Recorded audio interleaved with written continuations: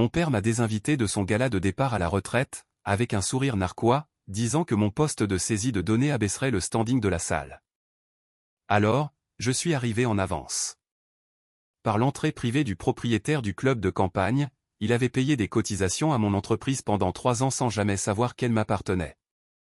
Mon père m'a dit, lors d'un brunch dominical, que ma présence abaisserait le standing de sa fête de départ à la retraite.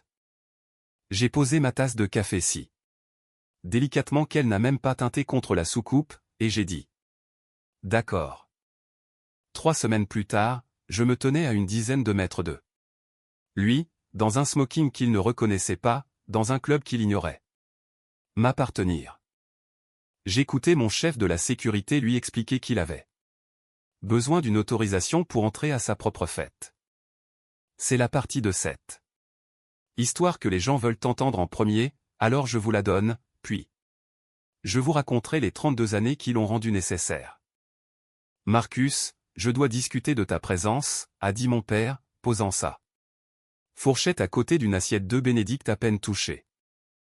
J'avais 34 ans, assis à une table où j'avais mangé toute ma vie, dans une salle à manger. Qui avait encore le même papier peint que quand j'avais 12 ans. D'accord? Ai-je dit. C'est un événement exécutif, a-t-il dit, comme s'il briefait un jeune associé. Des membres du conseil, le PDG, le président vient de New York. Il m'a regardé comme on regarde une tache que l'on vient de remarquer sur une nappe. Pas en colère, exactement, juste gêné. Tu serais la seule personne ici sans un vrai titre. Ma mère, Diane, lui a touché le bras doucement. Il l'a repoussée. Sans même la regarder. Je ne veux pas passer ma retraite à expliquer pourquoi. Mon fils fait de la saisie de données, a-t-il dit. La table est devenue silencieuse. Ma sœur, Victoria, fixait son assiette comme si elle était devenue soudainement très intéressante.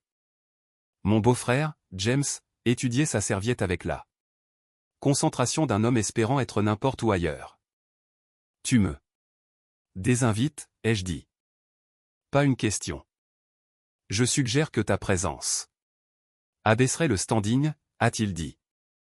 Je comprends, ai-je dit, et je le pensais plus littéralement qu'il ne le savait. Bien. Il a semblé soulagé, la tension s'évaporant visiblement de ses épaules, comme un homme qui avait réussi à éviter une dispute au lieu de quelqu'un qui venait de dire à son fils qu'il était une honte. Rien de personnel, j'ai hoché la tête. Je n'y assisterai pas. Ce que mon père ne savait pas, ce qu'aucun d'eux ne savait, parce que je n'avais jamais corrigé l'hypothèse, comme on ne corrige pas une alarme incendie qui a déjà cessé de sonner, c'était que je n'étais pas un commis à la saisie de données. Je leur avais dit, 11 ans plus tôt, que je travaillais dans les systèmes gouvernementaux, et mon père avait entendu le mot « gouvernement » et avait complètement cessé d'écouter, remplissant le reste de la phrase avec l'image bureaucratique de bas niveau qui convenait à l'histoire qu'il avait déjà décidé de raconter à mon sujet. J'étais, en fait, le fondateur et PDG d'Archon Système Intégration, une entreprise d'aérospatiale de défense que j'avais bâtie, à partir d'une opération de 2 personnes dans un bureau loué à Sunnyvale. En une entreprise de 340 millions de dollars détenant 186 millions de dollars en contrats gouvernementaux actifs. Je possédais 73% de l'entreprise. Mon nom figurait sur des documents auprès du département de la Défense que mon père, un vice-président régional à la retraite d'une entreprise de logistique de taille moyenne, ne verrait jamais. Et n'aurait pas compris s'il les avait vus.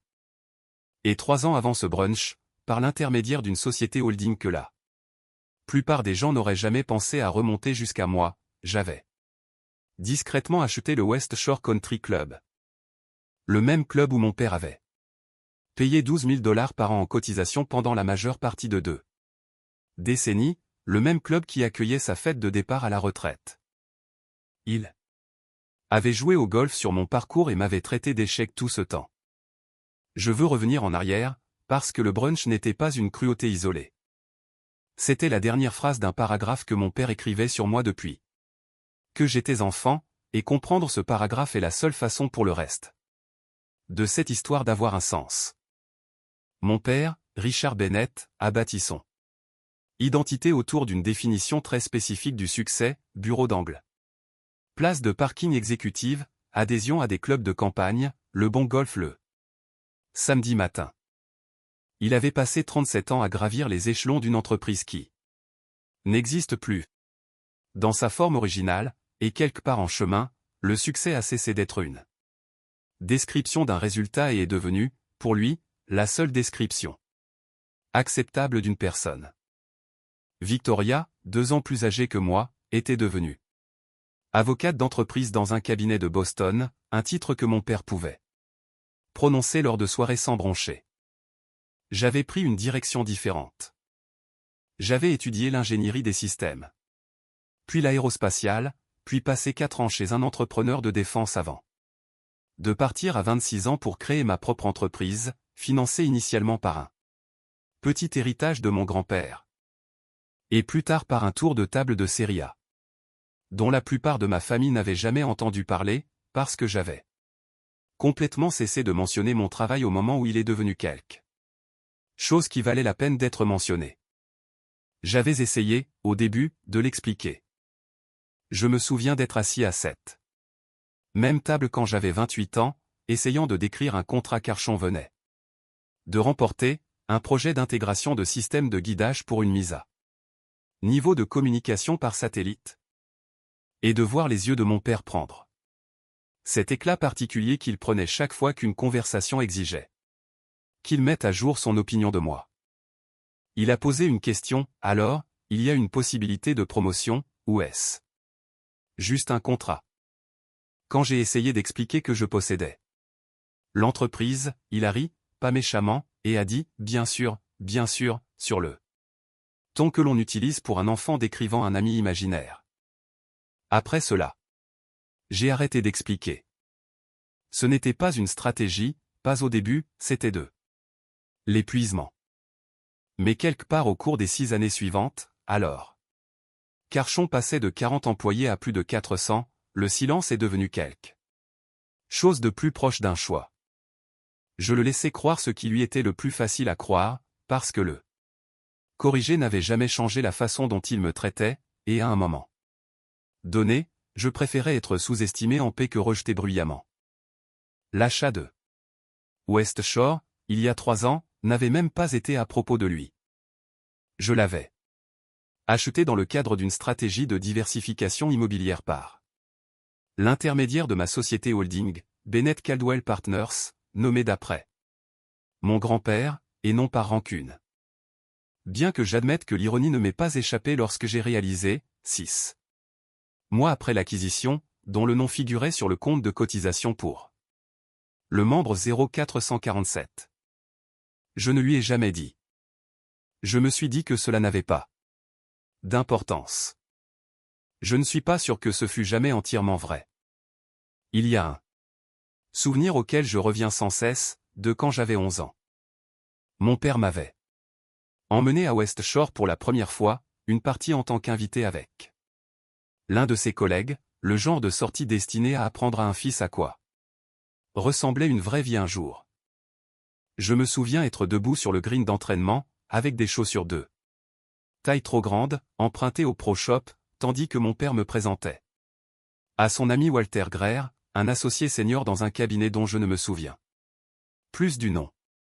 Voici mon fils Marcus, a dit mon père. Il dirigera quelque chose un jour. Regardez sa façon de se concentrer. Je ne sais pas s'il le pensait. Je pense que, à ce moment précis, il l'a peut-être pensé. Mais c'est étrange, en y repensant, comment une phrase comme celle-là peut être tranquillement rétractée sur 23 ans sans que personne ne la reprenne jamais. Formellement. Comment un père peut simplement arrêter de dire une chose à votre sujet, année après année, jusqu'à ce que son absence devienne son propre verdict? Au moment où j'avais 25 ans, il dirigera quelque chose un jour. Avait été remplacé, progressivement et sans cérémonie, par « il est encore en train de trouver ses marques », et à 30 ans, cela s'était calcifié en la phrase La plus simple. La plus accablante qu'un parent puisse utiliser à propos d'un enfant adulte, il travaille dans l'informatique.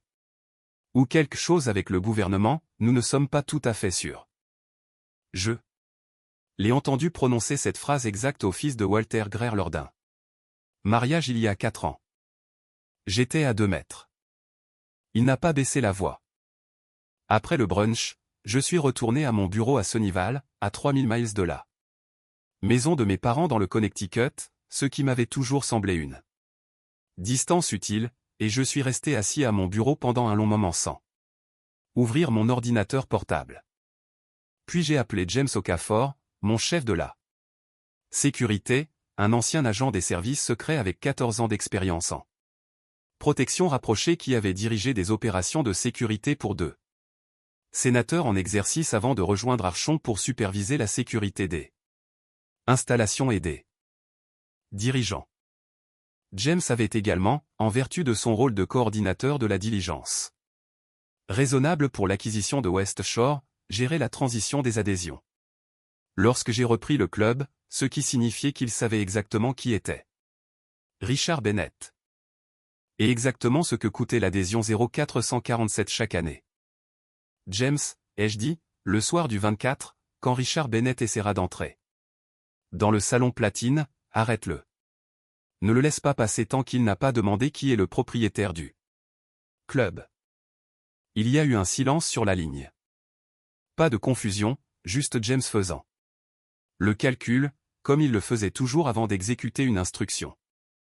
Compris, monsieur, a-t-il dit. Je ne lui ai pas dit mon plan au-delà de ça. Je n'avais pas vraiment de plan au-delà de ça. Je savais juste, avec une clarté qui m'a surpris, que j'en avais fini d'être effacé discrètement à la table de ma propre famille, et qu'il y avait exactement une pièce dans le monde où la vérité pouvait se rétablir sans que j'aie à prononcer un seul mot défensif. 2 jours plus tard, ma mère a appelé. Ton père voulait que je prenne de tes nouvelles, a-t-elle dit, ce que j'ai compris, même à ce moment-là, comme signifiant, ton père se sent coupable et m'a envoyé pour qu'il s'en décharge. Il ne le pensait pas comme ça sonnait. Il le pensait exactement comme ça sonnait, maman, ai-je dit. Il a dit une version de ça pendant des années. C'était juste la première fois qu'il me le disait en face au lieu de le dire autour de moi. Elle est restée silencieuse un instant. Je l'entendais bouger. Dans la cuisine, le tintement familier de sa tasse de café qu'elle rinçait. Il est fier de toi, a-t-elle finalement dit, de la voix qu'elle utilisait. Toujours quand elle négociait la paix entre 2 personnes qui ne le lui avaient pas demandé. Il ne sait juste pas comment le dire. Il sait comment le dire, ai-je dit. Je l'ai entendu le dire à propos du cabinet de Victoria. Je l'ai entendu le dire à propos de la promotion de James. Il sait exactement comment fonctionne la phrase. Il ne l'a juste jamais dirigée vers moi. Marcus, je ne suis pas en colère contre toi, ai-je dit. Et cette partie, du moins, était vraie. Ma mère avait passé 3 décennies à essayer de traduire entre les attentes de mon père et toute réalité qui ne leur correspondait pas, et je ne l'avais jamais blâmé d'eux. Ne pas avoir gagné un combat qui n'était pas le sien. Je ne pense juste pas qu'il y ait quoi que ce soit à réparer en ce moment. Je lui ai dit que je comprenais. Je le fais. Elle n'a pas insisté. Je pense qu'une partie d'elle a reconnu, même au téléphone, que le calme dans ma voix n'était pas de la résignation. C'était le calme particulier qui précède une décision déjà prise et qui attend simplement son moment. Je ne lui ai pas parlé de West Shore. Je ne lui ai pas parlé du dernier trimestre d'Archon, ni du contrat de guidage par satellite que nous venions de remporter. Ni du fait que j'avais passé toute cette matinée en conférence téléphonique avec un chef de programme du département de la Défense à examiner les étapes de performance d'un contrat valant plus que ce que mon père avait gagné pendant toute sa carrière. Je l'ai laissé raccrocher en continuant de croire la même histoire que tout le monde croyait. C'était plus facile ainsi. Ça l'avait toujours été.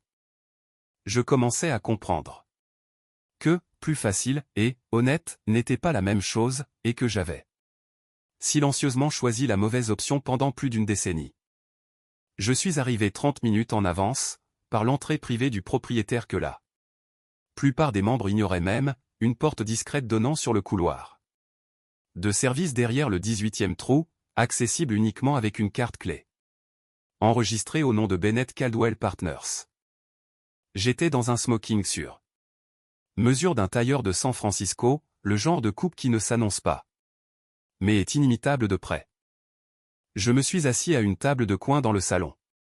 Platine avec un Macallan 18, pur et bien dosé. À 18h32, des voix s'élevaient dans le couloir à l'extérieur.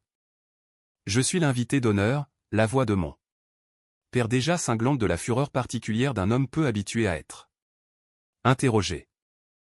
J'ai besoin d'une confirmation que vous êtes autorisé à entrer dans cette section, monsieur, a dit James, calme et professionnel, la voix d'un homme qui avait désamorcé des situations bien plus dangereuses qu'un retraité irrité dans un smoking de location.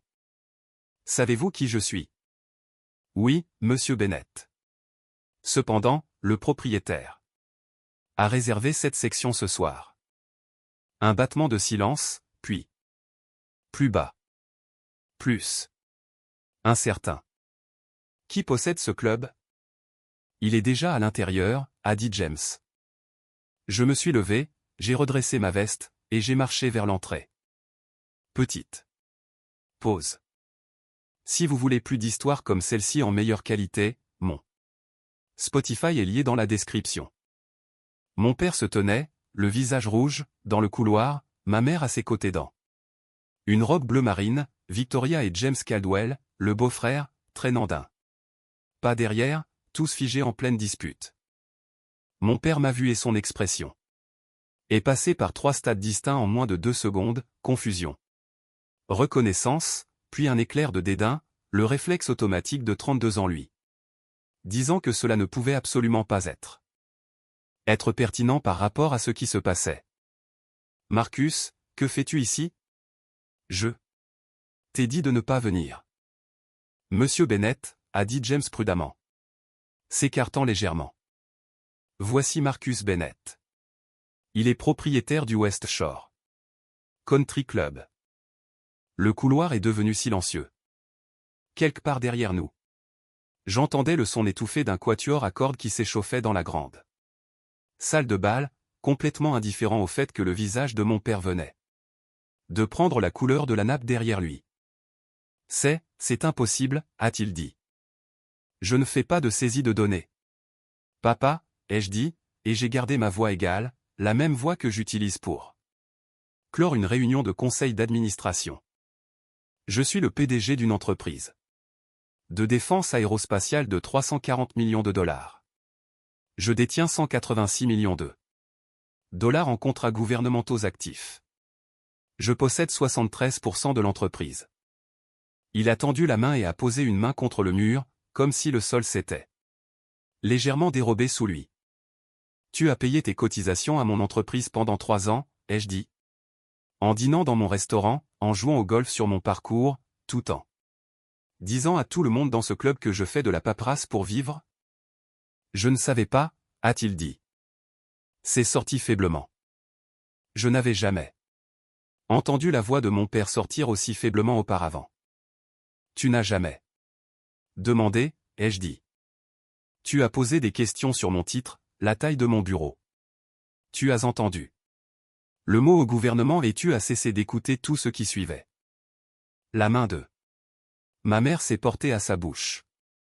Victoria était devenue si pâle que James Caldwell lui a posé une main sur le dos, la stabilisant.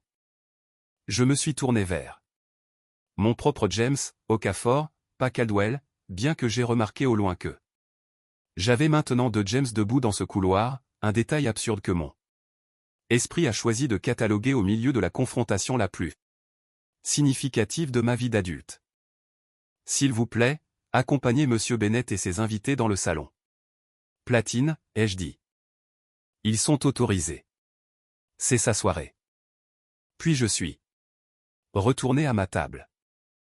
J'aimerais vous dire que je me suis assis seul le reste de La soirée, satisfait et serein. Ce ne fut pas le cas. En moins d'une heure, 3 cadres s'étaient approchés de ma table, dont un homme nommé Greg Alloran. PDG de Meridian Aérodynamique, une entreprise qu'Archon courtisait discrètement. Pour un partenariat de sous-traitance depuis près de 6 mois sans jamais dépasser son directeur des achats. Je n'avais aucune idée que vous seriez ici ce soir, a dit Alloran, tendant la main. Votre entreprise fait un travail exceptionnel. Nous essayons d'obtenir un rendez-vous avec votre bureau depuis 6 mois. Il a jeté un coup d'œil par-dessus son épaule vers mon père, qui se tenait près du bar. Visiblement secoué, entouré de personnes bienveillantes qui n'avaient pas encore entendu ce qui s'était passé dans ce couloir. Richard n'a jamais mentionné que son fils possédait le club. Il ne savait pas, ai-je dit. Alloran m'a étudié un instant, comme les gens le font lorsqu'ils recalculent un dossier mental entier en temps réel. Eh bien, a-t-il dit, j'aimerais organiser cette réunion correctement, lundi, si votre emploi du temps le permet. Cela le permettait. Nous avons conclu un sous-contrat de 42 millions de dollars 11 semaines plus tard.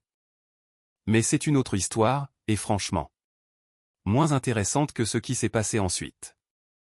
Un deuxième homme s'est approché peu après, Daniel Pruitt, le directeur général du club, qui avait géré les opérations quotidiennes de West Shore pendant 19 ans. Sous 3 groupes de propriétaires différents avant que je ne l'acquière. Pruitt avait personnellement géré les documents de clôture de la vente, ce qui signifiait qu'il était l'une des 4 personnes sur toute la propriété qui savait, pendant 3 années complètes, exactement le nom qui figurait sur le titre de propriété. J'espère avoir géré cela comme vous le souhaitiez. Monsieur, a-t-il dit doucement, jetant un coup d'œil vers le couloir où mon père s'était tenu quelques minutes plus tôt. Vous avez fait exactement ce que je vous ai demandé, lui ai-je dit. Merci d'avoir gardé le silence aussi longtemps. Ce n'était pas toujours facile, a-t-il admis, avec le sourire léger et prudent d'un homme qui avait passé 3 ans à se mordre la langue au bar du 18e. Trop, tandis que les membres spéculaient bruyamment sur la personne qui avait acheté cet endroit. Votre père m'a dit un jour, autour d'un verre, que le nouveau groupe de propriétaires avait enfin apporté de l'argent réel à ce club. J'ai juste hoché la tête et rempli son verre. J'ai ri, le premier vrai rire que j'ai eu de la soirée. Près du bar, j'ai remarqué Phil Strand, le comptable de longue date de mon père, observant la scène avec le calme particulier d'un homme faisant de l'arithmétique dans sa tête. Strand avait géré les finances de la famille Bennett pendant près de 20 ans, et il m'a dit plus tard, lors d'un dîner séparé des mois après, qu'il avait examiné les dossiers de transfert de propriété de West Shore lorsque la vente avait été conclue. Et qu'il avait reconnu l'adresse de l'agent enregistré de la société holding, la même adresse figurant sur des documents que je lui avais fait examiner. Pour une affaire de fiducie sans rapport 2 ans auparavant. Il avait longtemps soupçonné le lien, et n'avait jamais dit un mot, selon sa théorie, comme il l'a formulé, que les secrets d'un homme sont ses propres affaires, même pour son comptable. Vers 19h45, la nouvelle s'était répandue dans la pièce, comme c'est toujours le cas lors d'événements comme celui-ci, non pas par une seule annonce, mais par un courant de regards et de voix basses. Le bourdonnement indubitable de 200 personnes révisant simultanément leur compréhension d'un homme qu'elles pensaient connaître. J'ai observé mon père près du bar, serrant les mêmes mains qu'il avait serrées des centaines de fois auparavant, sauf que maintenant chaque poignée de main s'accompagnait d'un éclair de quelque chose de nouveau, de la recalculation, surtout. Le regard que les gens ont quand une histoire familière s'avère avoir une fin différente d'eux. Celle qu'on leur avait racontée pendant des années. À 20h, mon père est monté sur l'estrade pour son discours de départ à la retraite. Je l'ai regardé prendre le microphone avec des mains qui n'étaient pas tout à fait fermes, les mêmes mains qui avaient légèrement tremblé dans le couloir lorsqu'il s'était appuyé contre le mur. Il a regardé la salle. Puis, pendant un long moment, il m'a regardé. Ce soir, a-t-il dit, sa voix s'étranglant sur le premier mot, j'ai appris que j'avais échoué à reconnaître le succès alors qu'il était assis dans ma propre maison. Un murmure traversa la foule, surtout de la confusion de la part des personnes qui n'avaient pas encore le contexte. Mon fils Marcus possède ce club, a-t-il dit. Il a bâti une entreprise aérospatiale de 340 millions de dollars à partir de rien, pendant que je disais aux gens pendant des années qu'il faisait de la saisie de données. Quelqu'un près du bar a halté audiblement. J'ai vu à Laurent se pencher vers un autre cadre et dire quelque chose que je ne pouvais pas entendre. Il y a 3 semaines, a continué mon père, et là, sa voix s'est réellement brisée. Je l'ai désinvité de cette fête, car j'étais embarrassé par ce que je pensais qu'il faisait pour gagner sa vie. Il m'a regardé droit dans les yeux, au-delà de 200 personnes en tenue de soirée, et pour la première fois de ma vie d'adulte, j'ai vu la contenance de mon père se briser complètement en public. Marcus, je suis désolé. Je suis fier de toi, non pas pour l'argent, mais pour avoir bâti quelque chose d'extraordinaire malgré un père qui n'a jamais pris la peine de demander ce que c'était réellement. La salle a éclaté en applaudissements, le genre qui commence incertain et prend ensuite une réelle conviction une fois que les gens comprennent ce qu'ils viennent de voir. Ils ne regardaient pas la salle lorsque les applaudissements ont commencé. Ils me regardaient toujours. C'était, je pense, la première fois en 32 ans qu'ils me voyaient réellement. Je ne ferai pas semblant que le reste fût simple. Les excuses prononcées devant une salle pleine d'étrangers sont puissantes, mais elles ne reprogramment pas automatiquement 3 décennies de schéma. Mon père et moi avons eu 4 vraies conversations depuis cette nuit-là. De vraies conversations, pas le genre où il demande mon titre et cesse d'écouter. Et chacune a été lente, parfois maladroite, mais réelle d'une manière que rien entre nous n'avait été depuis mon adolescence. Il a démissionné de son adhésion à West Shore 2 mois plus tard, non pas parce que je le lui ai demandé, mais parce que, selon ses mots, je ne pense pas pouvoir m'asseoir dans cette salle à manger sans me souvenir exactement de qui j'étais là-dedans. Je lui ai dit qu'il n'avait pas à le faire. Il a quand même gardé son adhésion, finalement, à l'insistance de ma mère. Elle a dit que le club avait été le seul endroit où elle avait eu de vraies amitiés pendant 15 ans, et qu'elle n'allait pas laisser sa honte lui prendre ça aussi. J'ai respecté cela plus que je ne m'y attendais. Victoria et moi parlons plus maintenant que pendant la décennie précédente combinée. Elle m'a dit quelques semaines après la fête qu'elle savait depuis des années que quelque chose n'allait pas, les voyages d'affaires inexpliqués, les appels tard le soir de personnes avec des titres qu'elle ne reconnaissait pas, mais elle n'avait jamais demandé. Car demander semblait remettre en question le récit familial établi sur qui j'étais. Je lui ai dit que je comprenais. J'avais passé 11 ans à laisser ce récit perdurer parce que le corriger n'avait jamais semblé en valoir la peine. Mon père joue toujours au golf à West Shore la plupart des samedis. Je le vois là-bas de temps en temps maintenant, non pas en tant que propriétaire observant de loin, mais en jouant réellement une partie. Avec lui, quelque chose que nous n'avions pas fait ensemble depuis que j'avais 19 ans.